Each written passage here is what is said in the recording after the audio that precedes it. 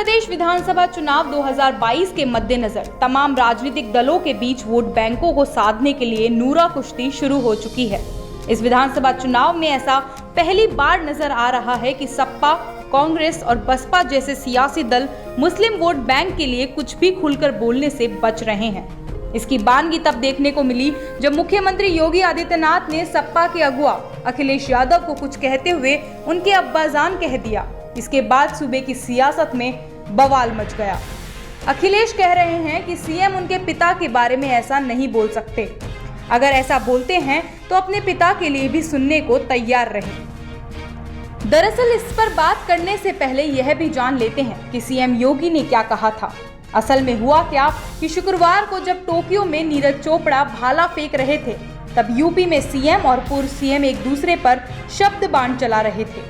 अखिलेश यादव ने खुद को भारतीय जनता पार्टी के नेताओं से बड़ा हिंदू बताया था। सीएम योगी ने उन पर तंज कसते हुए कह दिया कि उनके अब्बाजान कहते थे कि अयोध्या में परिंदे को भी पर नहीं मारने देंगे, लेकिन अब वहां राम मंदिर का निर्माण शुरू हो चुका है।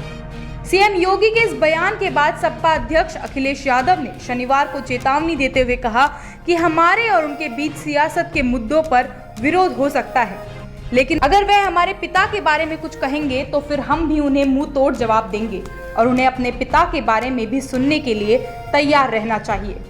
यही सवाल यूपी सरकार में कैबिनेट मंत्री सिद्धार्थनाथ सिंह से भी पूछा गया। सिद्धार्थनाथ सिंह ने कहा कि अब्बा शब्द उर्दू का अच्छा और मीठा शब्द है। अखिलेश को इससे नफरत क्यों है? वह अपने पिता को डैडी बोल सकते हैं, जो अंग्रेजी शब्द है। पिताजी तो कहते नहीं हैं, तो उर्दू के अब्बाजान से क्यों इतनी दिक्कत है? समाजवादी पार्टी के बादशाह को अब्बास शब्द से नफरत क्यों है? उनको डैडी कहने में इतराज नहीं होता, पिताजी तो कहते नहीं हैं।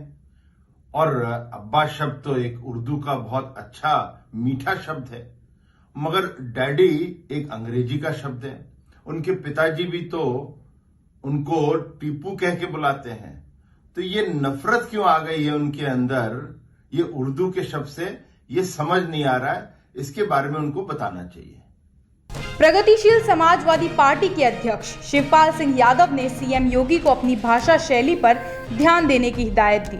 शिवपाल ने कहा कि कोई भी राजनीतिक दल उसके हमेशा मुख से सम्मानजनक कोई भी शब्द निकलना चाहिए जिसे समाज के लोग पसंद करें, आदर्श माने, क्योंकि राजनीतिक व्यक्ति के मुख से निकली हुई बात सब लोग सुनते हैं और मानते हैं।